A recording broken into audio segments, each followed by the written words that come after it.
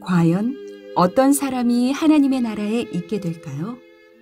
이에 대해 바리새인들은 자신만만했습니다.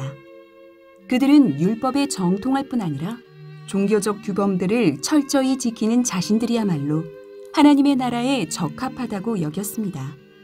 그런 그들의 기준으로 볼 때 어린아이들은 지극히 보잘것없는 존재였습니다. 어린아이들에게는 율법에 대한 지식도 없고 종교적 규범들을 지킬 수 있는 능력도 없었기 때문입니다. 어린아이들에 대한 그런 편견은 당시 사회에서는 일반적인 것이어서 사람의 수를 셀 때에도 종종 어린아이들의 수는 포함되지 않았습니다. 그런데 예수께서 가시는 곳마다 사람들이 축복을 바라며 어린아이들을 데려왔습니다. 그런 일이 반복되자 제자들이 어린아이들을 데려오는 사람들을 꾸짖었습니다. 그러나 주님의 생각은 달랐습니다. 주님은 오히려 제자들의 그런 행동을 분히 여기시며 말씀하셨습니다.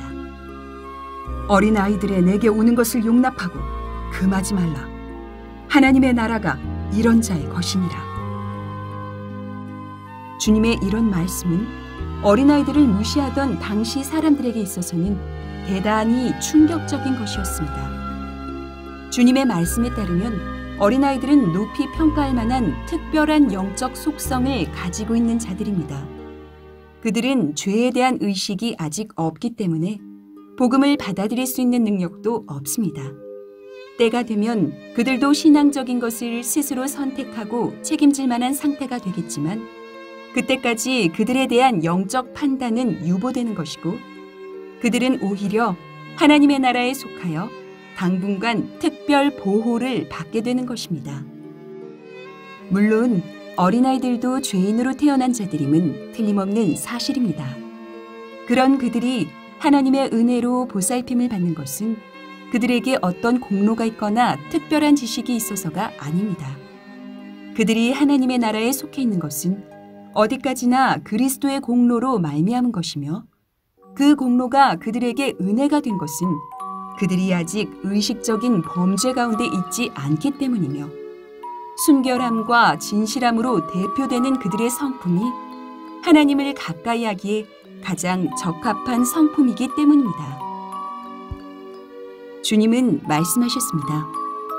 너희가 돌이켜 어린아이들과 같이 되지 아니하면 결단코 천국에 들어가지 못하리라. 그렇습니다.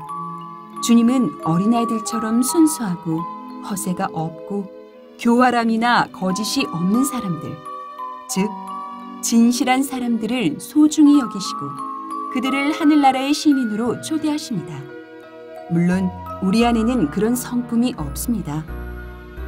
그러나 주님은 세상에서 죄에 물들어 살던 우리를 이미 대속해 주셨고 우리가 천국에 합당한 성품으로 변화될 수 있도록 새로운 기회를 허락하셨습니다.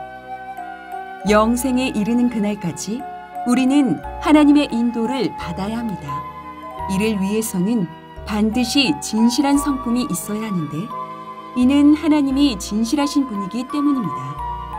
우리가 과거에는 교활하고 거짓된 삶을 살았더라도 이제는 주님의 은혜를 받았으니 진실하신 하나님과 사귈 수 있도록 자기 성품을 끊임없이 변화시켜야 합니다. 이는 자기 영혼을 위한 노력일 뿐 아니라 장차 자신의 의지로서 하나님 앞에 서야 할 어린 자녀들을 위한 가장 소중한 선물입니다.